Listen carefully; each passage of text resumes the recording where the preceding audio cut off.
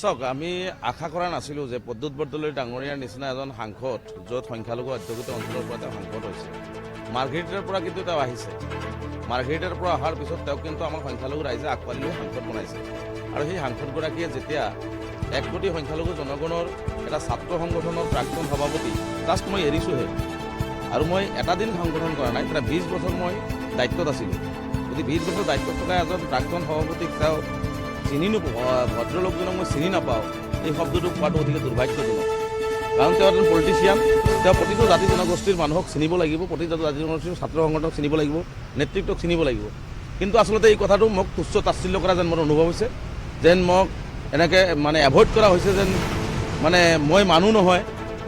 মানে কংগ্ৰেছ দলত এজন মানুহ 11 তাৰিখে জইন কৰিছে, তেওঁ 13 তাৰিখে প্ৰেছ মিট দিছে। গতিকে সেই প্ৰেছ মিটত তেওঁ 11 তাৰিখে কোনে জইন কৰিলে আৰু মোক লৈ যিহেতু সমগ্ৰ অসমতে এটা প্ৰতিক্ৰিয়াৰো সৃষ্টি হৈছিল, সেই কথাখিনি তেওঁ নাম নজনা কথাটো বা মোক চিনি নোপোৱা কথাটো তেনেহ'লে কিমান গ্ৰহণযোগ্য? গতিকে প্ৰদ্যুৎ বৰদলৈ নিজে ডাঙৰীয়ে উত্তৰ দিয়ক। গতিকে যাৰ কাৰণে, আৰু তেওঁ মোক সেইদিনাখন গুৱাহাটীত এখন বিয়া খাইছোঁ, বিয়াটো তেওঁ নিজেও মোক একেলগে কথা পাতিছোঁ, দেখা হৈছে। গতিকে সেই মুহূৰ্তত মোক চিনি নোপোৱা কথাটো আচলতে মই সংখ্যালঘু ছাত্ৰ নেতা হোৱাৰ কাৰণে তেওঁ মোৰ পৰা আঁতৰি যাব বিচাৰিছে নেকি, বা মই সংখ্যালঘু ছাত্ৰ নেতা হোৱাৰ কাৰণে তেওঁক মোক পৰিচয় দিবৰ কাৰণে তেওঁ লাজ পাইছে নেকি? গতিকে এই কথাটো তেওঁ স্পষ্ট কৰক। গতিকে এনেকুৱা ধৰণৰ তুচ্ছ তাচ্ছিল্য কোনো পদ্ধতি সহ্য কৰাৰ বিষয় নহয়। মই ৰেজাউল কৰিম চৰকাৰ আমচুৰ এটা সত্তা আছিলোঁ, আমচুৰ এজন প্ৰাক্তন সভাপতি আছিলোঁ। গতিকে প্ৰাক্তন সভাপতি এজনক এনেকুৱা ধৰণৰ কথা কোৱাটো মই ভাবোঁ যে সমগ্ৰ অসমৰ সংখ্যালঘু জাতিটোক অপমান কৰা হৈছে। আৰু সংখ্যালঘু জাতিটোক অপমান কৰাটো, যাৰ কাৰণে মই সংখ্যালঘু ৰাইজক বিচাৰ দিছোঁ যে সংখ্যালঘু ৰাইজে বিচাৰ কৰক। আৰু এনেকুৱা ধৰণৰ তুচ্ছ তাচ্ছিল্য কৰাৰ কাৰণে বা দেৱৰ শইকীয়া ডাঙৰীয়াই যি ধৰণে মন্তব্য দিলে, মানে ঘৰত এজনে বহুৱাই লৈ ভাত খাব দিছে আৰু তেওঁ বাহিৰৰ পৰা তেওঁ মাৰি আছে, অপমান অপদস্থ কৰি আছে, নিজে বিজেপিৰ এজেণ্ট হৈ কংগ্ৰেছ দলটো ধ্বংস কৰি আছে। তেনে এজন ব্যক্তিয়ে বেলেগৰ ওপৰত আঙুলি, 20 বছৰ সংগ্ৰাম কৰা এজন ব্যক্তিৰ ওপৰত আঙুলি তুলিব, নিজে কোনোদিন কোনো জেগাত কাম কৰি পাইছে নেকি? কোনো ৰাইজৰ ওচৰত গৈছে নেকি? বিধায়ক হিচাপে কোনো জাতি জনগোষ্ঠীৰ সমস্যা লৈ মাত মাতিছে নেকি? বিধানসভাত বাহিৰত।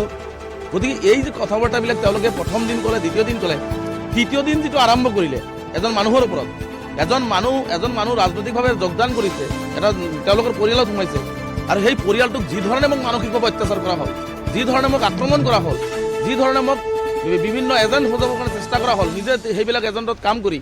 গতিকে মই মানে মানসিকভাৱে আচলতে মোক বিবেক দংশনত ভুগাইছে। কাৰণ মই স্পষ্টকৈ পুনৰবাৰ কৈছোঁ যে এই কাৰুকাৰ্যবিলাক এইকাৰণে কৰা হৈছে যে আচলতে কংগ্ৰেছ দলটোৱে আগবাঢ়ি যাবলৈ এওঁলোকে নিদিয়ে, এওঁলোকে ভিতৰৰ পৰাই কংগ্ৰেছ দলটোক খুলি খাই আছে। গতিকে যি কি নহওক, সেইটো মই এৰি আহিছোঁ, সেইটো তেওঁলোকৰ ব্যক্তিগত কথা।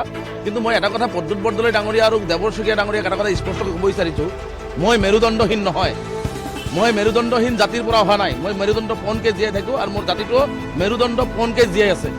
গতিকে মই কাৰো গোলামী কৰিব বিচাৰোঁ, গোলামী নকৰোঁ, এইটোৱে স্পষ্ট। গতিকে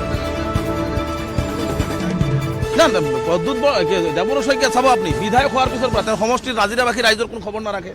তেওঁ বিৰোধী দলপতি হৈ অসমৰ কোনটো সংখ্যালঘু অঞ্চলত গৈছে, কোনটো সংখ্যালঘু ৰাইজৰ মাত মাতিছে, কোনটো আদিবাসীসকলে ভাই মাক মাত মাতিছে, কোন বড়ো জাতি জনগোষ্ঠীৰ ভাইসকলে মাত মাতিছে, কোন বেংগলী হিন্দু সম্প্ৰদায়ৰ মানুহৰ কাৰণে মাত মাতিছে, কাৰো কাৰণে মাত নামাতে। তেওঁ গুৱাহাটীত বহিব, চাহৰ দোকানত বহিব, তাৰে এজন দুজনকৈ সংখ্যালঘু নেতাক লগত ল'ব, তেওঁৰ বন্ধুবৰ্গক লগত ল'ব আৰু চিঠি লিখিব। চিঠি লিখি কংগ্ৰেছ দলটোকে বিসংবাদ সৃষ্টি কৰিছে।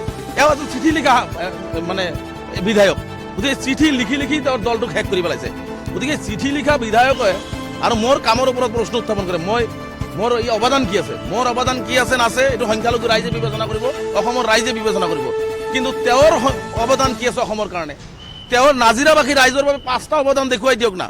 গতিকে এনেকুৱা ধৰণৰ টুলুঙা মন্তব্য, এনেকুৱা ধৰণৰ অপমান অপদস্থ যিটো কৰিলে, গতিকে ইয়াৰ বাবে নিশ্চিতভাৱে প্ৰদ্যুৎ বৰদলৈ ডাঙৰীয়া আৰু দেৱৰ শইকীয়া জগৰীয়া হ'ব আৰু সন্মুখৰ দিনবিলাকত তেওঁলোকে ইয়াৰ জবাব পাব।